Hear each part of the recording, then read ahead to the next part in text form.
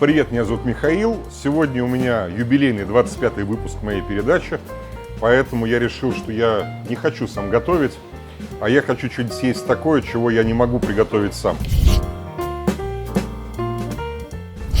И по приглашению Кирилла, шеф-повара ресторана «Чикаго Гриль» в Москве, мы будем есть устрицы, будем есть мозговую косточку. Просто, но дома фиг сделаешь, да? Так, ну чего, я умею открывать устрицы, хотя это давно не делал. Мы начнем коптить кости. Сейчас наша коптильня разойдется. Устрицы открывать не очень сложно, да? То есть вот у нее плоская и углубленная чешуйки. Поэтому берешь руку, чтобы себя это не проткнуть, и аккуратно вставляешь нож между створок. Нам нужна только нижняя створка. Слушай, какие крепкие. Вот, пошла. Все, обгадил. Эту мы подавать не будем, эту я, наверное, съем сам. Кирилл на меня смотрит, как на идиота уже, да? Сейчас я вот еще одну испорчу и буду просить помощь зала, да? Нет, на столе нет. Я только на весу умею. А вы на столе? Ну вот сейчас вы мне покажете, как это делается правильно. Ну покажите, как это делают профессионалы, а? Можно? Идите к нам сюда.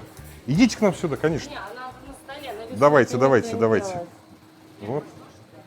Ну, кто-то делает, но не очень успешно. Пока занимаются устрицами, мы поставим коптить кости.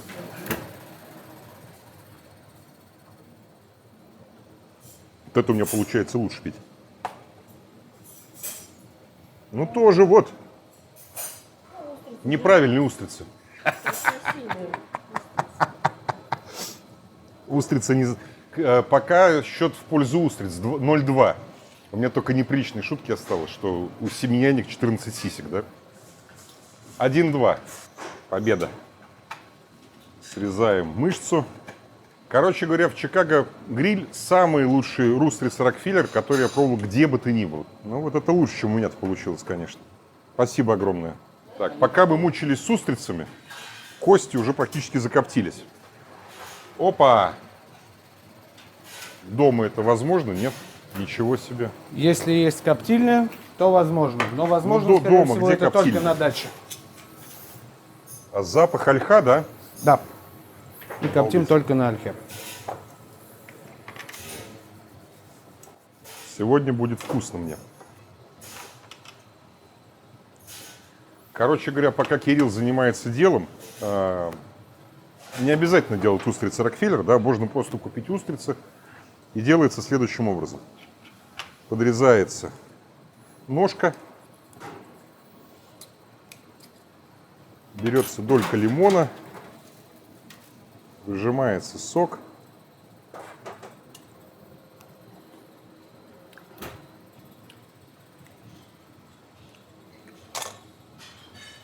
А с Владимиром? Кости закоптились теперь. Но они же не так выглядят, когда на столе. Абсолютно. Сейчас мы приступим к оформлению. Для этого мы Я помогать уже не предлагаю. Сегодня хватит. нанесем на них. Песто. Это не песто. Это не песто, снова мимо. Это определенная смесь из панировочных сухарей, пармезана. Ну, базилик-то там есть? И зелени. Нет, базилика А там базилика нет, на нету? основе петрушки. Понятно. Петрушка все-таки дает большую свежесть, чем базилик. То есть совсем Базилик все-таки немного. дает пряность. Красота. Так, и теперь, теперь запекать. Запекаем в Долго? течение 7-8 минут при температуре 200 градусов. Классно. В принципе, подойдет обычный пароконвектомат, но именно с Ну, а функцией конвекции. я смогу это запечь дома, в человеческой духовке, скажем так? В человеческой духовке получится немножко не тот эффект. Если у вас есть функция конвекции в Да, духовке, предположим. тогда да, это возможно. Температура какая? Температура 200 градусов. Ну должна то есть быть. не супер, там не 350, да, условно говоря. 200 градусов будет достаточно, чтобы корочка появилась. Делаем Рокфеллер. Для того, чтобы сделать устрицы Рокфеллер, нам понадобится шпинат, немного чеснока, собственно говоря, устрицы и соус голландез. Это я умею делать, между прочим. Я делал. На раскаленную сковороду наливаем немного оливкового масла. Чеснок резать не нужно. Чеснок можно просто расплющить, чтобы он отдал аромат. Обжарить его буквально минуту и Ну, ты убрать его со сковороды. выкидываешь потом, да? Конечно.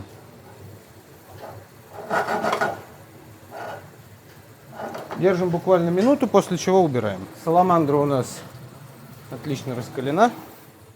Но вот это горячая температура, да? Там порядка 300 градусов. Нам нужен только жар сверху, Да. чтобы устрица образовалась осталась корочка. холодной. Да. А чеснок вот потихонечку, как только он начинает румяниться, его Да. нужно будет убирать. Все, аромат, Готово, да? аромат есть. Убираем. Убираем чеснок. И теперь сюда же шпинат, я так понимаю, И да? теперь, да, 20-30 секунд на раскаленную сковороду бросаем шпинат. И главное не забыть вот это. А это когда? Это мы будем делать уже непосредственно на устрице. Тогда все, отставляю. Ну, запах пошел обалденный. Да, то есть шпинат он совсем, чтобы он просто подвял, да? Да, вот буквально Все, 10 секунд. 10 секунд. Выкладываем его на устрицы. Так. Ну, это тоже такая французская классика. Это, наверное, из 40-х, 50-х. Ну, Рокфеллер в 30-е был, да, поэтому по преданию, да, история состоит в том, что Рокфеллер был настолько богат, а по нынешним меркам он бы был там типа триллионером или что-то типа этого, да, то есть даже Джефф Безос, в общем, ребенок по сравнению с ним. И он был настолько пресыщен, что ему просто жрать устриц уже было неинтересно, да? Вот. Как Для- бефстроганов.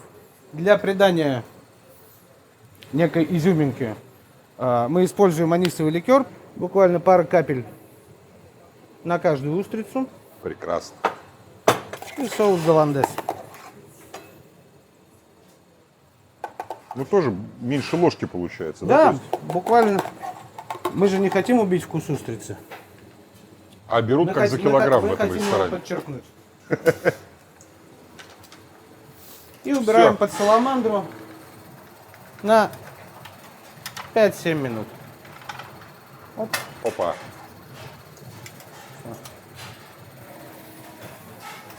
Все. Наши кости готовы. Получилась вот такая корочка. Красота. Но для того, чтобы кушать мозговые косточки, нам нужны гренки. Хлебушек нужен, да. Гриль, да. Слушайте, ну я вот сколько раз делал дома тосты, да, ну как ты сделаешь тосты с запахом дымка, да? Дома нереально. Ну то есть тоже секунд по 20-30, я так понимаю, да, Кирилл? Да, секунд, в зависимости от температуры гриля, нам нужно добиться просто хрустящего эффекта. Нет ничего хуже, чем кляклые тосты. Это просто вот мерзость. Опа, Давай сюда. отлично.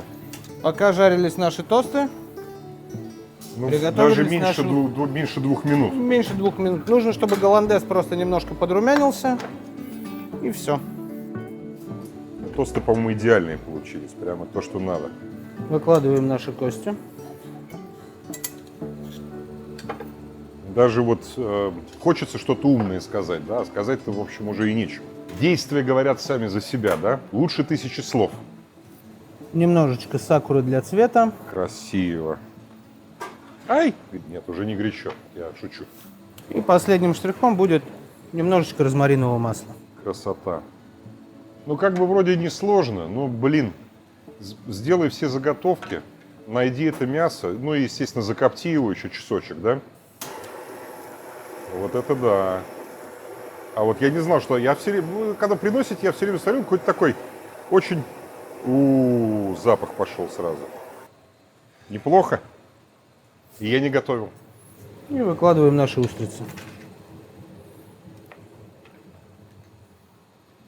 Мой товарищ там, наверное, уже слюной зашел. Думает, сейчас я без него на кухне все сожру сам.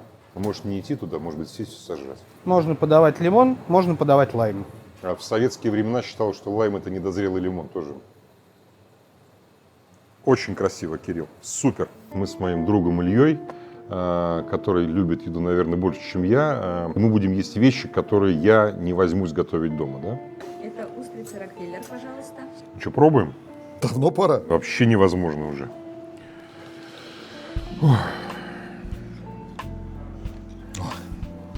Морем пахнет.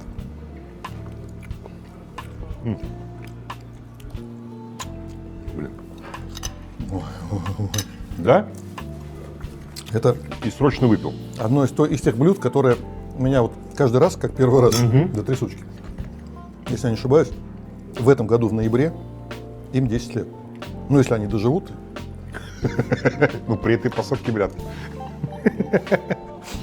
Ой, прекрасно. Так, я очень жду мозговую косточку теперь. О, спасибо. Спасибо. Косточка. Хлебушек. Хлебушек, есть такое слово? Да. Ложечка. И кушать. И фу. Нет, кушать мы не будем есть.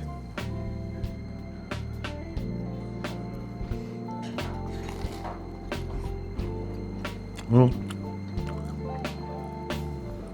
конечно, то, что они ее коптят, да, и потом сверху вот этот сырно какой-то зеленый соус, офигенно. Ну и расскажи, почему это нельзя приготовить дома? Ну, первое, что у нас на рынке не умеют... Дробить кость? Ну, да, не дробить кость. То есть у нас почему-то на рынке нету пил. Я вот все время спрашиваю, почему не поставят, вот они сделают красивые рынки, почему не сделают пилы, как везде, да? Когда там распилили, да? Это первое. Но это фигня. Это можно распилить, можно пилу саму купить, в конце концов, да? А, еще она копченая. Как ты дома ее прокоптишь? А если у тебя дома есть камин? Нет, если у тебя дома есть камин, если у тебя дома есть там специально обученные люди, если у тебя дома есть персональный шеф, ты можешь делать, конечно, дома целыми днями. Поэтому подписывайтесь, ставьте лайки, делитесь с друзьями, ходите в рестораны, готовьте дома. То, что нельзя приготовить дома, едите в ресторан. Едите. То, что нельзя приготовить дома, лучше заказывать в ресторанах. В ресторанах прикольно, потому что ты можешь пойти с друзьями и сидеть, балдеть, а не стоять у плиты там 3-4-5 часов. Любое блюдо при желании можно приготовить самостоятельно. Только зачем? То есть, казалось бы, это блюдо простое, но в нем все равно много всяких там элементов. Нужно взять кость, нужно ее прокоптить, нужно сделать эту пасту, потом нужно засыпать пастой, потом нужно поставить это самое, чтобы она у тебя пригорела. Нужно сделать хлеб. Хлеб они тоже же делают на гриле. Ну, да. Вот я тосты делаю часто, да, там, но я не могу таких тосты сделать, потому что у меня нету гриля. Дровяного, я имею в виду. Очень-очень вкусно.